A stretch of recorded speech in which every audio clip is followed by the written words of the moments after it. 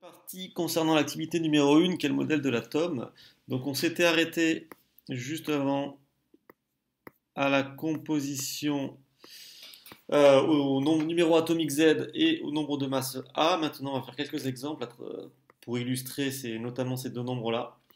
Deux exemples donc, on va étudier l'élément sodium, Na, symbole du sodium, et le brome, de symbole Br. Alors, quand on a ce symbole, on l'a dit, en bas à gauche, ici, on a ce qu'on appelle le numéro atomique. Donc le numéro atomique est de 11. Et le numéro atomique, ça représente le nombre de protons. Donc on a 11 protons dans le sodium. Quelle est la masse de tous ces protons? La masse de tous ces protons, c'est évidemment 11 fois la masse d'un seul proton. Je vous rappelle que la masse d'un seul proton, c'est un 67 fois 10-27 kg, valeur qui n'est pas à connaître par cœur.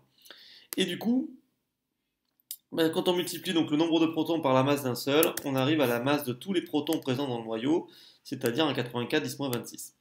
Très bien. Euh, Quel est le nombre d'électrons dans cet atome? Donc on l'a dit, comme un atome est électriquement neutre, il y a toujours autant de protons que d'électrons. Donc s'il y a 11 protons, on aura donc 11 électrons. Du coup, quelle est la masse totale de tous les électrons? Évidemment, 11 électrons multiplié par la masse d'un seul. La masse d'un seul électron, on l'a dit, c'est 9,11 fois 10-31 kg.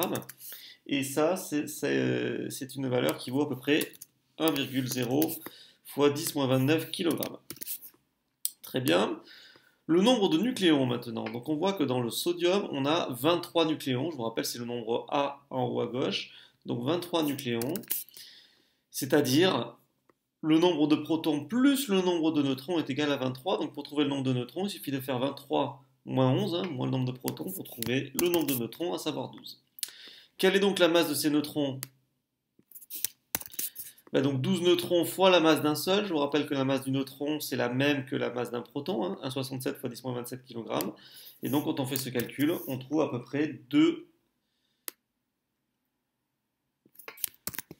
fois 10-26 kg. Donc ça, c'est la masse de tous les neutrons présents dans le noyau. Donc du coup, si je veux faire la masse du noyau, quelle va être la masse de mon noyau? Ça va donc être la masse des protons, 1,84 fois 10-26, plus la masse des neutrons, puisque je vous rappelle que dans le noyau, on a des neutrons et des protons, donc 2 fois 10-26 kg. Et quand on fait la somme des deux, on obtient à peu près 3,84 fois 10 puissance moins 26 kg.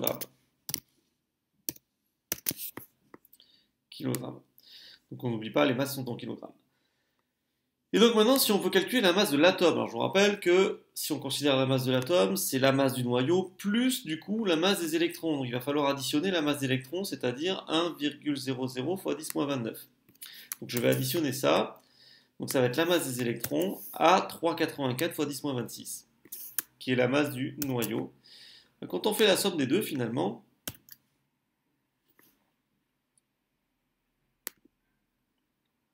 on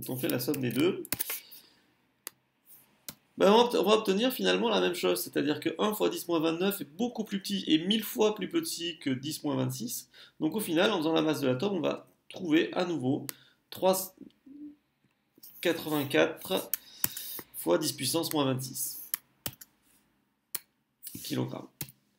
Et on remarque quoi finalement? Que la masse du noyau, c'est la même que la masse de l'atome. Et c'est ce que j'avais dit un peu plus tôt, la masse des électrons est tellement faible par rapport à la masse des nucléons que finalement on n'en tiendra pas compte, elle n'a pas d'influence sur la masse totale de l'atome.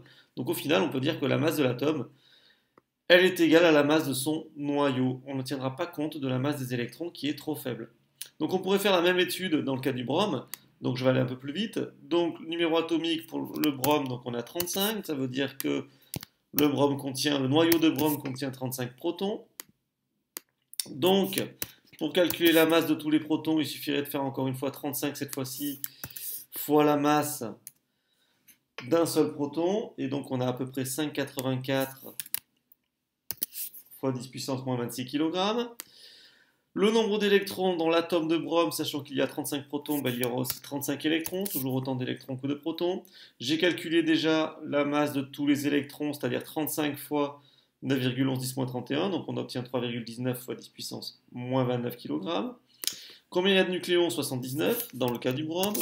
Du coup, combien de neutrons? Bah, c'est le nombre de nucléons 79 moins 35 protons, donc 44 nucléons. Du coup, pour calculer la masse de tous les neutrons, donc 44 neutrons fois la masse d'un seul, et là on va trouver à peu près une masse de 7,35 fois 10 puissance moins 26 kg. De la même façon, on va pouvoir additionner la masse des neutrons et la masse des protons pour trouver la masse du noyau. Donc plus la masse des protons qu'on avait évalué à 5,84 fois 10 puissance moins 26. Et ça nous donne une masse pour le noyau de l'atome de 1,32 fois 10 puissance moins 25 kg. Donc on l'a compris, hein, si on voulait maintenant calculer la masse de l'atome de brome de la même façon que précédemment, on doit donc additionner la masse des électrons, mais la masse des électrons est tellement faible, encore une fois, par rapport à la masse du noyau, qu'au final, la masse de l'atome de brome, ça sera égal à la masse de son noyau, à savoir 1,32 fois 10 puissance moins 25 kg.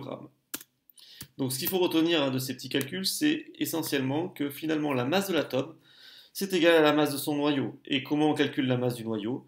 Eh ben, c'est la masse des neutrons plus la masse des protons, tout simplement. Très bien, donc pour faire un bilan un petit peu de toute cette activité et de tout ce que vous devez retenir, complétons ce texte. Alors, on l'a dit, les atomes se constituaient d'un noyau central autour duquel se déplacent les électrons chargés négativement. Le noyau est constitué d'un assemblage compact de deux sortes de particules. Donc on l'a dit dans le noyau, on a donc des neutrons électriquement neutres du coup, ça veut dire que leur charge est nulle. Et les protons qui eux sont chargés positivement. Protons chargés positivement.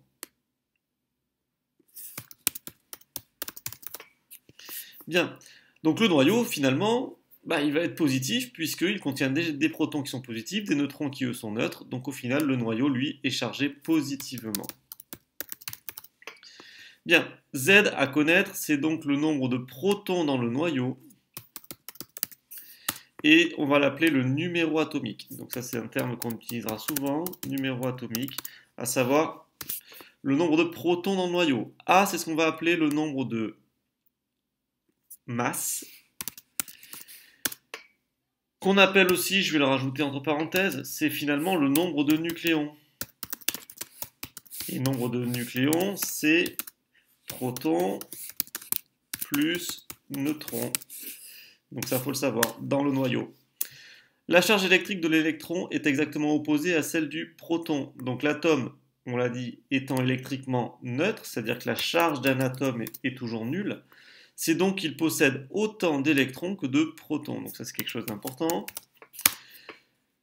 On dit que les atomes ont une structure lacunaire car ils sont principalement constitués de vide. Alors ça, je n'en ai pas parlé dans l'activité, mais rapidement, on a vu qu'il y avait un noyau dans l'atome, et ce noyau, on l'a vu dans l'une des questions, est 100 000 fois plus petit que l'atome. C'est-à-dire que le noyau est minuscule, et dans ce noyau, on a des protons et des neutrons. Autour du noyau, on a des électrons, mais finalement, les électrons vont se déplacer dans du vide. Et donc, il y a énormément de vide, finalement, entre le noyau et l'atome.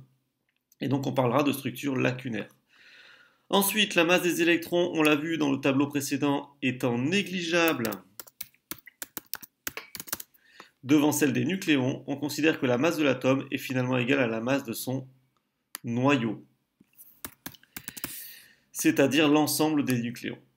Donc au final, comment on va calculer la masse d'un atome? La masse de l'atome, ça va finalement être le nombre de nucléons, c'est-à-dire A, puisqu'on a vu que le nombre A représente le nombre de nucléons, fois la masse d'un nucléon. Et finalement, la masse d'un nucléon, c'est la masse du proton ou la masse du neutron, puisqu'on a vu que c'était la même, c'est le fameux 1,67 fois 10 puissance moins 27 qu'on a utilisé plusieurs fois, mais on vous la donnera, c'est évidemment pas à connaître par cœur. Et enfin, un numéro atomique Z correspond à ce qu'on appelle un élément chimique. C'est-à-dire, si on a Z égale 1, donc numéro atomique 1, ça va correspondre à l'élément hydrogène dans la classification périodique. Classification périodique dont on va parler que l'on va détailler la fois prochaine. Z égale 6, ça va correspondre au carbone. Je ne l'ai pas indiqué ici, mais le numéro atomique, un Z égale 8, ça sera l'oxygène. Donc chaque élément chimique est caractérisé par son numéro atomique. Le noyau d'un élément chimique est symbolisé de la manière suivante. Donc pour symboliser un noyau, donc le noyau de l'élément chimique, donc ça va être important de savoir le faire et de savoir l'interpréter aussi. À savoir, ici on va indiquer le symbole de l'élément, donc par exemple C pour le carbone, O pour l'oxygène, H pour l'hydrogène. En bas à gauche, on va indiquer le numéro atomique. Et enfin en haut à gauche, on va indiquer le nombre de masse, le fameux nombre A. Donc ça va être quelque chose d'important, de savoir symboliser le noyau d'un atome. Donc on y reviendra à travers des exercices. Bien, donc il faut absolument retenir là ce petit texte qui vraiment reprend toutes les notions indispensables que l'on a vues à travers cette activité. Voilà, je vous remercie.